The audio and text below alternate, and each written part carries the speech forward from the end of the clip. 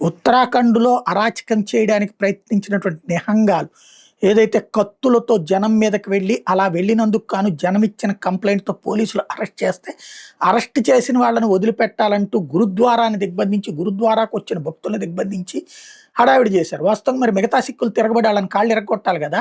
గురుద్వారాన్ని నువ్వెట్లా చేస్తావురా అని జెప్పేసేసి. బట్ అక్కడ జరిగిపోయేది.